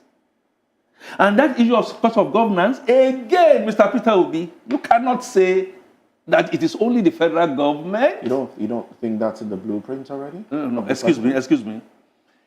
It is also at the subnationals. The system, the federal system that we are operating is terribly wasteful. I am not absolving Mr. President here. Yes, The National Assembly, yes. However, you told me that he gave an example that when Obasanjo came to him, is that what you are going to use as a model for a country? So the president has to go and visit you before you know what needs to be done? No, what he said. He doesn't. What he said No, was take a road Mr. trip. Peter Obi, I am in private sector. I know you are in private sector too. That is not the efficient way. That's not the efficient way. Okay. You have state assemblies, you have state governors, you have, and then don't forget, Mr. Peter Obi and you and everybody here knows. By the time this president came, our revenue was dwindling. Where is the money to go and do all these things? Where is the money to go and do this? I didn't say it. I mean, my eyes, lit up. Because I know we are borrowing a whole lot more money. Oh, so all the money that we have borrowed, why have we not used it to tackle the roads? You tell me. Oh, corruption is part of it, and lack of focus is also part of it. Okay. All I am just trying to say, no. It's not. It is. No. This administration is focused. Okay. And is tackling them headlong. But corruption is preventing it from using the money it's borrowed to fix the roads and other things. No. Yes, it's borrowing money. I've said this repeatedly. What Mr. Bola TINUBU is borrowing is from multilateral organizations who are now looking at some of his reforms and believe in some of those reforms with a lot of moratorium. What we had before was money that was borrowed that ought to have been used for the military and a president in this country. Okay. So the one he's borrowing, what is he doing with that? The before is the one that he's borrowing. What is he doing with it? The multilateral, yes. One of it is the budget stability. We have a budget that is deficit. We have ambitious projects, including salaries. Okay. You know that. If you don't know it, sorry, I can't help you. And so many other things that needs to be done on recurrent, including capital. Please go read the budget. Go read the budget. We don't have the kind of money that we need to do, but since May 29, money is coming in and is being spread to the... All right, then. Thank you very much. Now, let's move to our Benin station now, where we have Dr. Bright Onyonovo Kuko. Yes, I hope I got that right. Dr. Bright, good morning to you. Welcome to the conversation. Good to see you smiling. Happy New Year to you. Now, let's get... Good morning. Thank you very much. Good to have you here. So let's get into the conversation proper now. Some Nigerians have given their advice to this administration on how it can do things a little differently. And one of those Nigerians is Mr. Peter Obi, who also said that, look, his businesses are being affected, that there is a deliberate attempt to, by this administration, to, attack his businesses and all of that. But he did say something that Nigerians have picked out from the 11 points that he gave out to the president, and that is go on the roads, see how bad the roads are, see how bad the hospitals are, try out the hospitals, and maybe this will give you the zeal to want to fix them. Now, first off, is that a proper statement to make by, an opposition asking the president of Nigeria, a man who has a lot on his plate, a lot to deal with, and who has also assigned people to deal with some of all these things, ministers and cabinet crew and governors and all of that, and then he has to go on the road, go to hospitals? Is that too much to ask? Okay, well, thank you very much for that. First, I would say it is not too much in the sense that we watch, we form of a headline, we get some information, but how does this affect the citizens generally? We talk about being democracy, and democracy is about the people, everything around the people. So if the president is saying this is what he is doing, and reflect as saying, so if somebody should to please go on the street to see what is happening, so you can actually have a first-hand information, that is not too much. Yes, we has ministers, he has SA, he has so many people. Ordinarily should bring things to the table for them to discuss and address so that it was the people. But over time, seeing that things are not me, in my own opinion, I would also want to toe the line of Peter Obi, not because I'm a musician, but because of the fact that before now,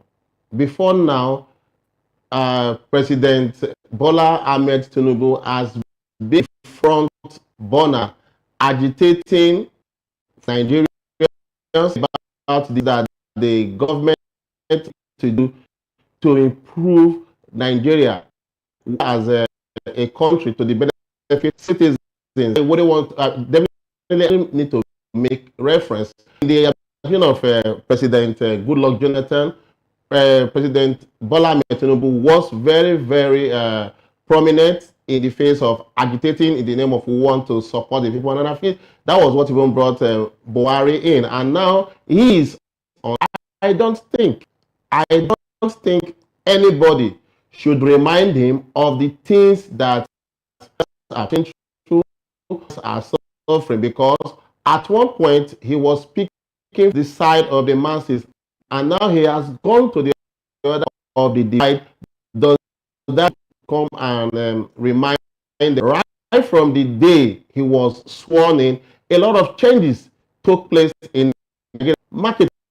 It was not like a positive change per se, because it brought a lot of hardship down to the masses, and these are the people you feel you want to bring succor to, you want to kind of help. Peter Obi is a businessman, so if Peter Obi at his level of doing business is saying the policies and the things that are happening in the country is affecting his business, yes, we may see some level of self-evaluation. He was personalized.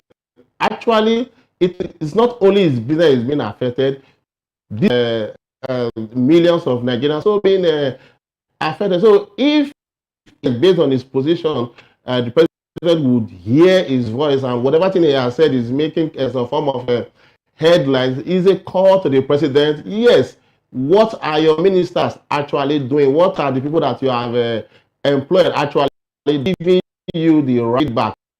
If they are not giving you the right feedback, then it is time for you to and see for yourself to say, okay, this thing so much has been talked about it. What is the current of it? To answer your question, yes, Peter Obi calling on to come down to the street and say, how they go to them and say what is happening. Yes, like in the words of Oshomole, let him go and let him use his eyes to see what is happening in the street. Then probably. All right, then. Thank you very much. Yes, thank you very much. You already answered the question a long time ago. But let me bring you to Barrister Darlington now. You want to stay with him? Yes, I wanted to stay with him. Let's bring Barrister into the conversation, and then we'll go back to Benin. Barrister, the statements made by Peter Obi, and also the points that he raised. He talked about reducing cost of governance, combat corruption, responsible borrowing, domestic engagement, where he said, look, dedicate time to visit each of Nigeria's 36 states to gain first-hand understanding of the economic and security situation and consider conducting medical checkups within national hospitals. What's your take to this, especially juxtapose that with what this administration is doing so far, and also the clinic in Asu Rock? If these things are in Tinubu's manifesto, if we actually want to do these things, he doesn't need to be reminded by anybody, even Peter Obi. But because he has not been doing it and things are getting out of hand, that was why Peter Obi had to call him. So look at the direction we want to go to. This is the direction that will help you. Unfortunately, Tinubu and his supporters will not see that. You saw how they dismiss it as a prophet of doom. Yes, I was going to ask. Good. I was going to bring that will tell you a government that is a listening government, because when they come here, they will tell you Tinubu is a listening government. If you listen, how can you throw away a good suggestion that will help your government? How? Mr. Moses, I have told you here, the man that did it in Argentina, did anybody remind him? Please, somebody should answer that question. All the things that man did to balance their budget after 135, can't Tinubu do it? Is he doing it? Tell me. So all this support here and there, it irritates me. One important fact that Peter Obi, that his businesses have been targeted. And you remember that article said this in some time ago. So when Nigerians are saying, where are their position? Where is it? You don't know what they are going through. You don't know what they are suffering behind closed doors. There was a company in this country called Intel. The federal government kicked them out for economic sabotage or what. It's an Italian company promoted by Atiku. Even when he was a customs officer. Many years, that company has been working around there. All of a sudden, under Buhari, they kicked them out. Do you know that that company has come back today and somebody bought that company? It has come back into Nigeria today, and somebody bought it. Who bought it?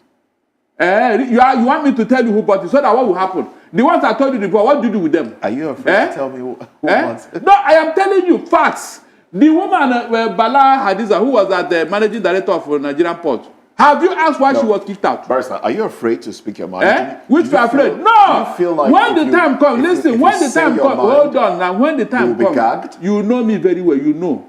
When the time comes, this will reveal itself, so that some people here will not say that I'm making it up.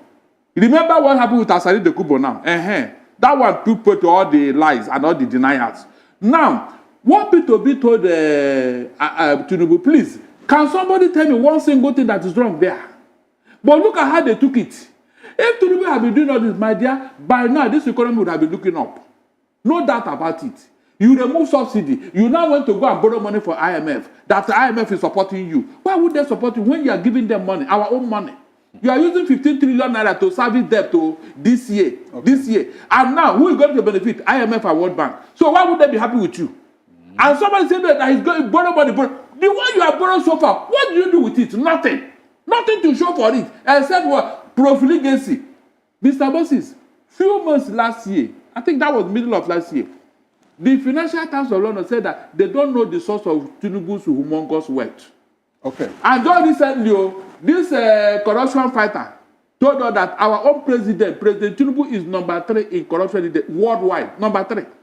So what does that tell you? A man who is fighting corruption, can he claim such an award? No, a man the world will see that you are fighting corruption. They will see it clearly. You don't need to go and argue about it. You will see it to show. Okay. The money we have been making, where is it? All right, thank you, Barrister. Where is it? Let's go back to Benin, where we have Dr. Bright Onyovo-Kuko. But Dr. Bright, I'd like to ask you, this president says that he is a reformist, that his reform policies are making Nigeria, better, that Nigeria is making progress. Do you agree with the president that his reform policies are making progress? I have 2 questions for you. That's number 1. When you are done with that, I'll ask you the second question. Straight to the point, I don't think so. His policies are making progress. Short-term reforms, the long-term reforms. The short-term reform, what I'm saying with it, and the long-term that should then back to what I said before, to the streets and see how it is affecting people. For now, I have any indication to say his policies affecting Nigerians. Thank you. I'll stay with you. Do you think that this government has done enough to fight corruption since it came into power on May 29, 2023? Talking about fighting corruption, first of all, we need to and the things that bring about corruption. If we want to fight corruption, there should be proper system in place, and if those systems are in place and they are working, then of course you're able to check now. So when systems are not in place, it becomes difficult to actually track things and get where leakages are.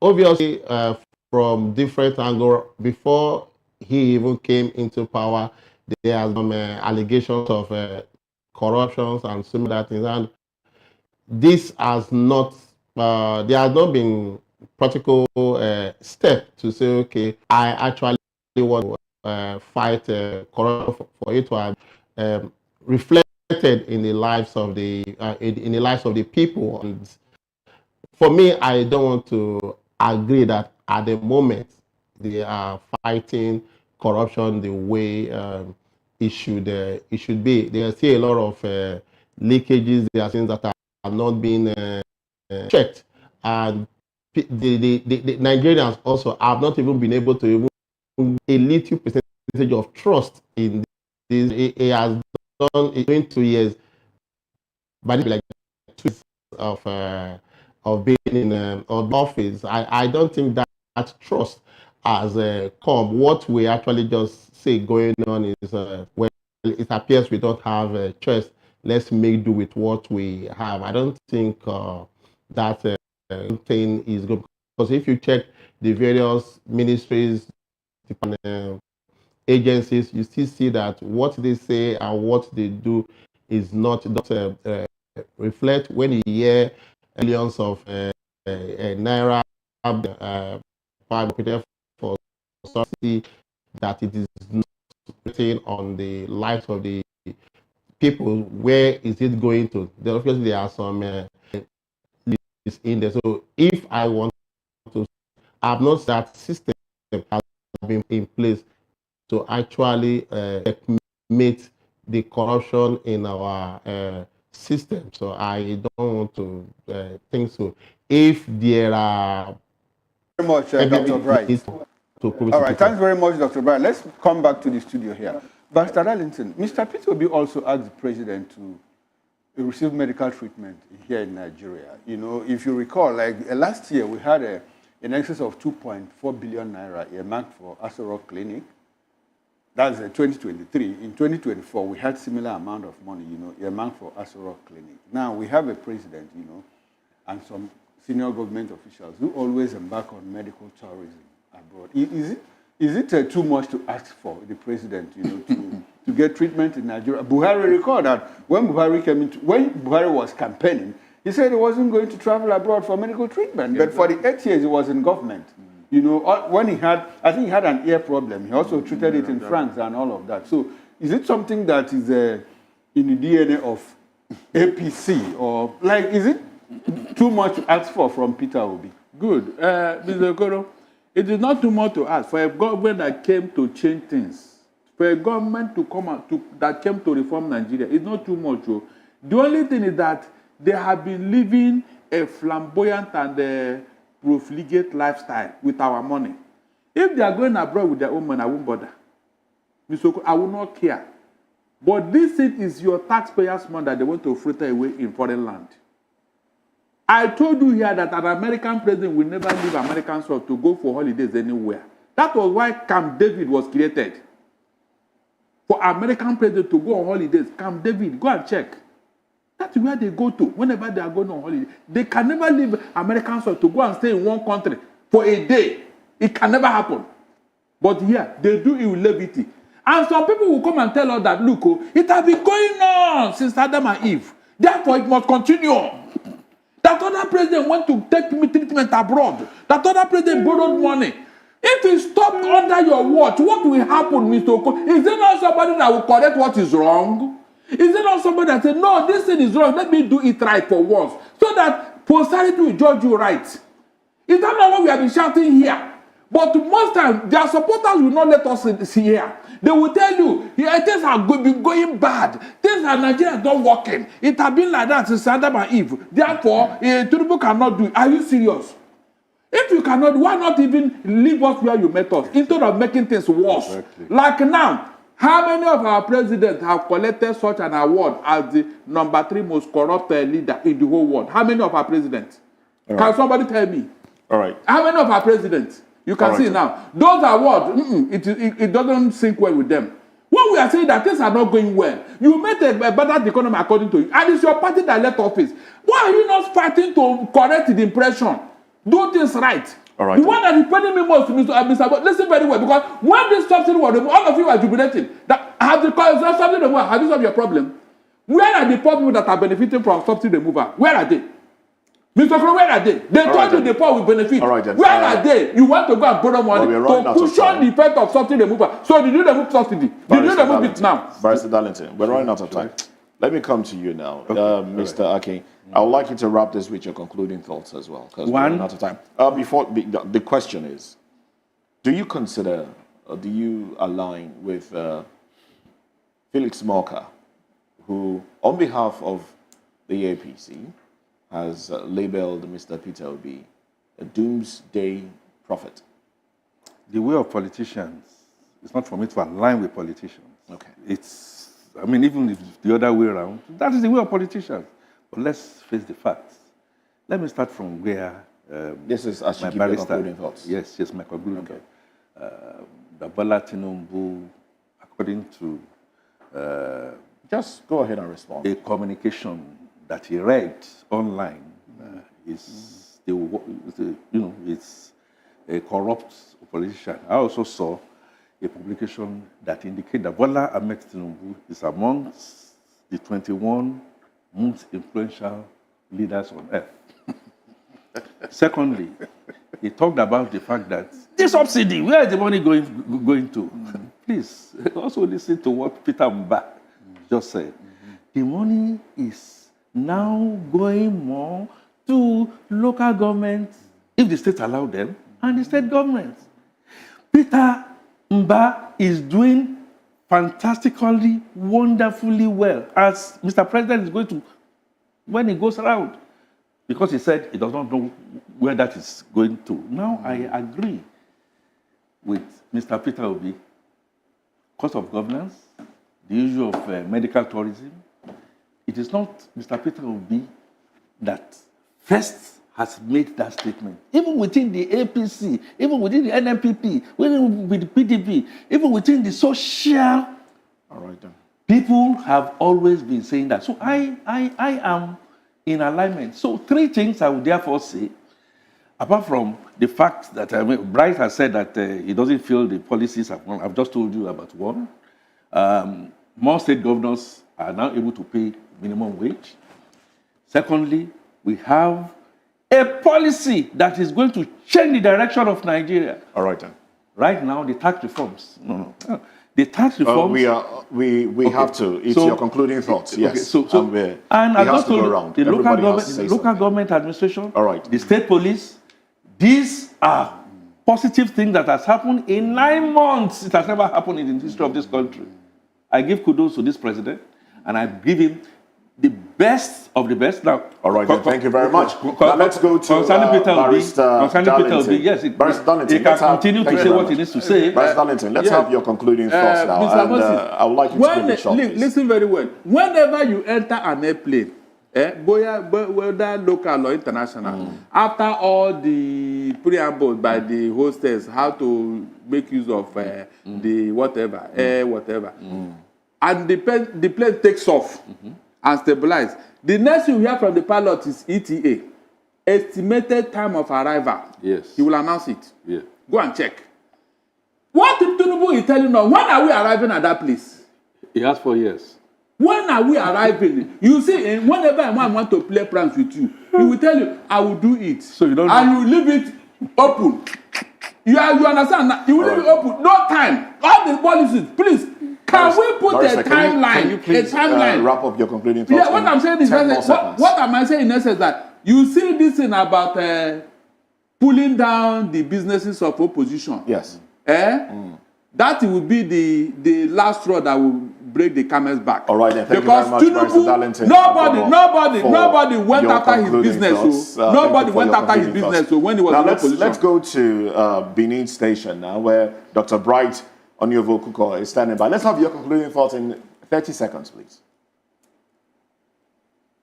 For me, I conclude whatever thing the president is doing a direct on the people.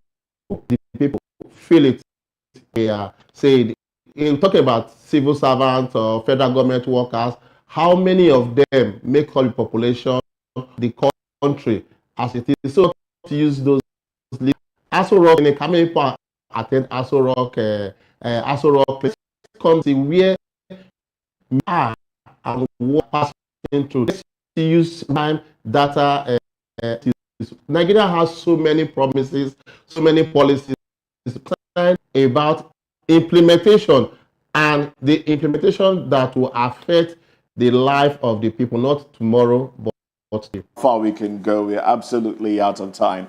I am, well, I must say a very big thank you to you, gentlemen. Dr. Bright, Onyevokuko, thank you for coming on the program. Barrister Darlington Agumo, thank you for being here as well. And Mr. Akin Fatunke, thank you very much for your time on the program. Thanks for having us. All right, but we do have some responses. Let's let's take quite a few of them. From Ojego Maife, the only cause of insecurity in the southeast is the Nigerian army. Oh, well, that's your opinion, not the position of VOP media.